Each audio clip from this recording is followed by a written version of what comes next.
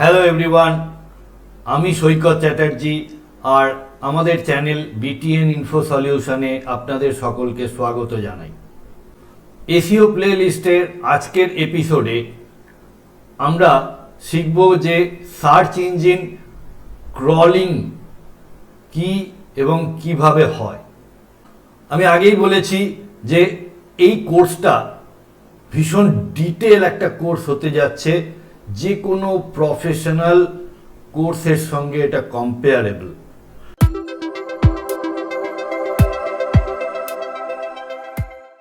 এখনো পর্যন্ত যারা চ্যানেলটা সাবস্ক্রাইব করনি তারা প্লিজ সাবস্ক্রাইব করে নাও, কারণ এরপরে আরও অনেক এপিসোড আসতে চলেছে। শুধু সার্চ ইঞ্জিন অপটিমাইজেশন নয়, কেরিয়ার রিলেটেড আরও different technology, AI, landing page, বিভিন্ন টপিক নিয়ে প্রচুর এপিসোড আসতে চলেছে।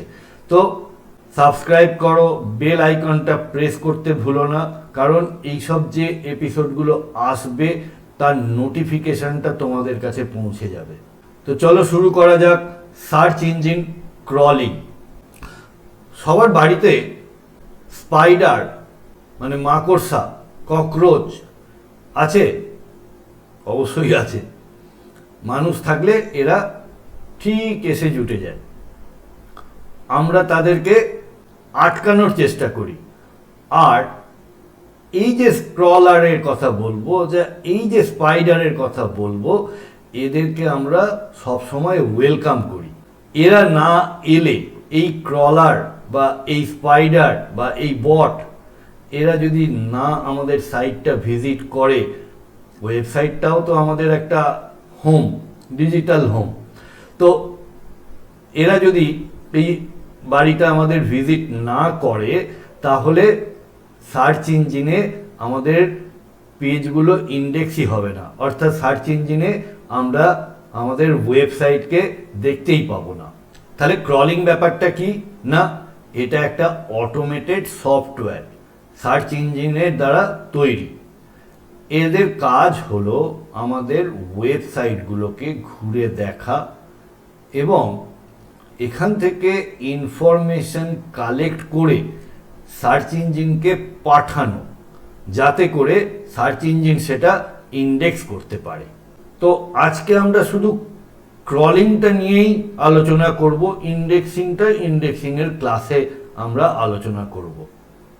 জেনারেলি যে কোনো টিউটোরিয়ালে ক্রলিং, ইন্ডেক্সিং এগুলো একটাই ক্লাসে করিয়ে দেওয়া হয়, কিন্তু আমরা যেহেতু ডিটেলড অ্যাপ্রোচ নিচ্ছি, তাই আমরা চাই যে তোমরা যারা এই ভিডিওটা দেখছো তারা যেন প্রত্যেকটা জিনিস ইন ডেপথ শেখো। যাই হোক, purpose, the primary purpose of search engine crawling is to build and maintain an index of web pages. Index of web pages, কারণ সার্চ ইঞ্জিনটা একটা ইন্ডেক্স। এর আগের দিন ইন্ডেক্স নিয়ে আমি বলেছিলাম যে লাইব্রেরিতে ইন্ডেক্স থাকে, যেখানে কোন বই কোন র্যাকে কোন ইয়েতে আছে, কোন ঘরে আছে, সেটা আমরা যেমন জানতে পারি, সেই রকম এই সার্চ ইঞ্জিনও হলো একটা ইন্ডেক্স। এর কাছে যাবতীয় তথ্যের বিষয়টা ইন্ডেক্সিং করা থাকে বলে আমরা যখন সার্চ দিই তখন সেই ইন্ডেক্সিং থেকেই ওই রেজাল্টটা সার্চ ইঞ্জিন আমাদেরকে দেয়। তাহলে ক্রলিং প্রসেসটা কিভাবে হয়? Crawlers start by visiting a few known web pages, often called seed URL. তাহলে seed URL থেকে ক্রলিংটা স্টার্ট হচ্ছে। They extract links to other pages and follow those links to visit more pages. Suppose এই home পেজে এসে প্রথমে পৌঁছালো, এটা আমাদের হোম পেজ। এই হোম পেজে আমাদের মেনু রয়েছে। মেনুতে কি কি থাকছে? অ্যাবাউট আস থাকছে, প্রোডাক্ট থাকছে, সার্ভিস থাকছে, কন্ট্যাক্ট আস থাকছে। তাহলে এখানে যে মেনুর আইটেমগুলো রয়েছে, এখানে আলাদা আলাদা লিঙ্ক রয়েছে। সেই লিঙ্ক থেকে এক একটা পেজের সন্ধান এই ক্রলার পেয়ে যাচ্ছে। এইভাবে ও একটা পেজ থেকে স্টার্ট করছে, করে আবার ওর সাথে এই পেজের সঙ্গে যে লিঙ্ক পেজগুলো আছে সেই পেজে গিয়ে সেখান থেকেও ইনফরমেশন কালেক্ট করছে। এটা একটা চেন রিয়াকশনের মতো। তাই জন্য বলছে this process continues recursively allowing crawlers to discover and visit a vast number of web pages. তাহলে এইভাবে একটা করে একটা থেকে তিনটে পেলো, তিনটে থেকে পাঁচটা পেলো, এইভাবে জিনিসটা চলতে থাকে। আর এই সব পেজগুলোর ইনফরমেশন কালেক্ট করে গুগলের সার্ভারে পাঠিয়ে দিল। এই ক্রলিং এর ক্ষেত্রে robot.txt-র একটা ভূমিকা আছে। robot.txt একটা টিএক্সটি ফাইল, এটার সম্পর্কে আমরা ঠিক পরের এপিসোডেই আলোচনা করব আরো ডিটেলে। জাস্ট তোমাদেরকে জানিয়ে রাখি যে robot.txt-তে কোন কোন পেজগুলো ইন্ডেক্স করবে আর কোনগুলো করবে না সেই ইনফরমেশনটা দেওয়া থাকে। এবার আসছি ক্রল বাজেট। ক্রল বাজেট কাকে বলে? ক্রল বাজেট অর্থাৎ এই বটকে বা স্পাইডারকে কতটা টাইম দেওয়া হবে আপনার ওয়েবসাইটটা ইন্ডেক্স করার জন্য বা খুঁজে দেখার জন্য, কি নতুন কন্টেন্ট আছে, কি ইমেজ আছে, কি ভিডিও আছে, এগুলো খুঁজে দেখার জন্য। তাহলে একটা ওয়েবসাইটের জন্য টাইমটা লিমিটেড রইল, বাজেটটা লিমিটেড রইল।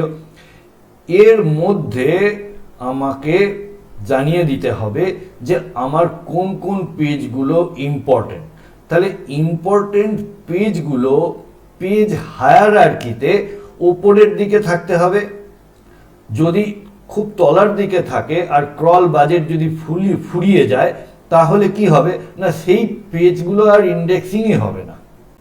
এই ক্রল বাজেটটা ডিপেন্ড করে ওয়েবসাইটের কোয়ালিটি, পপুলারিটি আর সার্ভারের ক্যাপাসিটির ওপরে। অর্থাৎ ওয়েবসাইটটা যে সার্ভারে রয়েছে সেই সার্ভারের ক্যাপাসিটির ওপরে। এবারে আসি ক্রলেবল কন্টেন্ট। আমার একটা ওয়েব পেজে অনেক রকমের কন্টেন্ট থাকতে পারে। সেই কন্টেন্টগুলোর মধ্যে সব জিনিসগুলো ক্রলেবল হয় না। যেমন আমার যে HTML file, text, link, metadata, এইগুলো ইজিলি ক্রলেবল।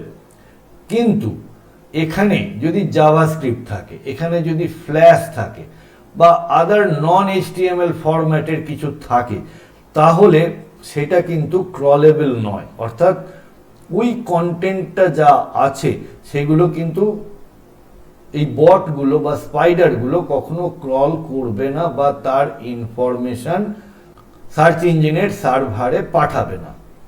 তাহলে আমাদের ওয়েব পেজে এমন কন্টেন্ট রাখা উচিত যেগুলো ক্রলেবল এবং ইন্ডেক্সেবল। ক্রলিং এর ক্ষেত্রে আর একটা ইম্পর্টেন্ট অ্যাসপেক্ট হলো XML সাইট ম্যাপ। এই সাইট ম্যাপটার সম্পর্কেও আলাদা একটা এপিসোড হবে। এর পরের এপিসোডে আমরা এই XML সাইট ম্যাপ নিয়ে ডিটেলে আলোচনা করব। এখন আমরা জেনে রাখি যে এটা কি করে। এই XML সাইট ম্যাপে আমার সাইটের যাবতীয় যা URLs আছে সেই URLs গুলোকে লিস্ট করা থাকে, যাতে করে সার্চ ইঞ্জিনের বটের সুবিধা হয় যে আমি কি কি পেজ ভিজিট করব সেইটা যদি ও জানতে পারে তাহলে ক্রল বাজেট অনুযায়ী তার ইন্ডেক্স করতে সুবিধে হয়। তাহলে ক্রলিং এর সঙ্গে এসইওর কি সম্পর্ক? ক্রলিং এর সঙ্গে একদম শুরুর সম্পর্ক। যদি আমাদের সাইট ক্রল না হয় তাহলে এটা কখনোই ইন্ডেক্সিং হবে না, আর ইন্ডেক্সিং না হলে র্যাঙ্কিংয়ে আসা তো দূরের কথা। এবার আসি যে ক্রল এরার কিভাবে আমরা জানতে পারবো যে কি এরার হচ্ছে আর কি করে আমরা সেটা ডিবাগ করব। ধরা যাক একটা ক্রলার যখন আমাদের সাইটে এলো তখন সে একটা ব্রোকেন লিঙ্কে ক্লিক করলো বা তার সেই লিঙ্কটাকে ওপেন করার চেষ্টা করলো, দেখা গেল যে একটা পেজ নট ফাউন্ড এরার খেয়ে বসে থাকলো। তাহলে কি হবে না, তার ক্রলিংটা সেখানে ব্যাহত হলো এবং এর একটা এফেক্ট কিন্তু এসইওর ওপরে পড়বে। দেখা যাচ্ছে যে ক্রল করতে এসে সার্ভারটাই চলছে না, সার্ভারটা ডাউন হয়ে বসে আছে, তাহলে ও ওয়েবসাইটটা খুঁজেই পেল না। তাহলে এক্ষেত্রে কি হবে না, সেই ইনফরমেশনটাও সে গুগলের সার্ভারে, সার্চ ইঞ্জিনের সার্ভারে পাঠাবে। বা দেখা গেল যে অ্যাক্সেস রেস্ট্রিকশন রয়েছে, অর্থাৎ robot.txt-তে আমি ওটাকে ডিসঅ্যালাউ করে রেখেছি, সেক্ষেত্রেও আমরা পাবো কি যে এই ক্রলিং এর কাজটা ব্যাহত হবে।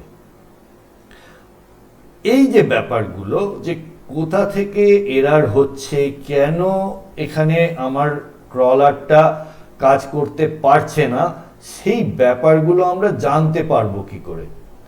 সেটা জানার জন্য সার্চ কনসোল রয়েছে বা আদার থার্ড পার্টি ইউটিলিটিও রয়েছে, যেখান থেকে আমরা সহজে জানতে পারি যে ক্রলিং এর ক্ষেত্রে কি সমস্যা হচ্ছে। একটু আগে ক্রল বাজেটের ব্যাপারে বলছিলাম না, ক্রল বাজেট কি করে বাড়ানো যাবে? যদি সাইটে রেগুলারলি একটা পার্টিকুলার ইন্টারভাল অনুযায়ী আমরা সাইটে যদি ব্লগ আপডেট করি বা সার্ভিস আপডেট করি বা প্রোডাক্ট রিলেটেড কোনো ইনফরমেশন আপডেট করি, তাহলে সার্চ ইঞ্জিনের বটটা জানি যে এই সাইটটা একটা রেগুলার আপডেট হয়, সে তখন এই সাইটটা ভিজিট করার একটা তার টেন্ডেন্সি তৈরি হবে এবং কন্টেন্ট পোস্ট করার, ব্লগ পোস্ট করার সাথে সাথে সেটা ইন্ডেক্সিং হয়ে র্যাঙ্কিংয়ে আসার একটা চান্স বেড়ে যায়। তাহলে গুগল বা সার্চ ইঞ্জিন পছন্দ করে নতুন content, updated content, quality content. Crawl statistics and logs. Search engines provide webmasters with crawl statistics and logs, কখন কবে ক্রল করেছিল, which offers insights into how their website is being crawled. These reports can help identify crawling issues such as broken links or crawl errors and optimize the website accordingly. আমি যদি আমার এররগুলো জানতে পারি, আমি একজন ওয়েবমাস্টার, আমি সাইটটার দেখাশোনা করি, এসইও সম্পর্কে আমার জ্ঞান রয়েছে, তাহলে আমি যদি জানতে পারি কোথায় এরর হচ্ছে, কেন এই ক্রলিং প্রসেসটা ব্যাহত হচ্ছে, তাহলে আমি গিয়ে সাইটে সেই ইস্যুগুলোকে রিজলভ করার একটা চেষ্টা করব এবং যত তাড়াতাড়ি আমি জিনিসটা রিজলভ করব, তত তাড়াতাড়ি আমার র্যাঙ্কিংটা ভালো হওয়ার চান্স থাকে। তো এই ছিল আমাদের ক্রলিং এর ব্যাপারে যাবতীয় ইনফরমেশন। এবারে এই ক্রলিং এর ব্যাপারে যদি কোনো প্রশ্ন থাকে, তাহলে অবশ্যই নিচের কমেন্ট বক্সে আমাকে লিখে জানান। ভিডিওটা যদি কোনোভাবে হেল্প করে থাকে, তাহলে একটা প্লিজ লাইক করো। তোমাদের একটা লাইক আমাদেরকে অনেক মোটিভেট করে আরও এই ধরনের ডিটেইলড ভিডিও বানানোর জন্য। আর বন্ধু বান্ধব, অফিস কলিগ, ফ্যামিলি, ফ্রেন্ড এদের সঙ্গে ভিডিওটা শেয়ার করো, কারণ এই কোর্সের মাধ্যমে সার্চ ইঞ্জিন অপটিমাইজেশন শিখে কেরিয়ারে একটা প্রতিষ্ঠা পেতে এই কোর্সটা ভীষণই হেল্প করবে। তো আজকের পর্বে এইটুকুই, আবার দেখা হচ্ছে পরের পর্বে। সঙ্গে থাকো, ধন্যবাদ।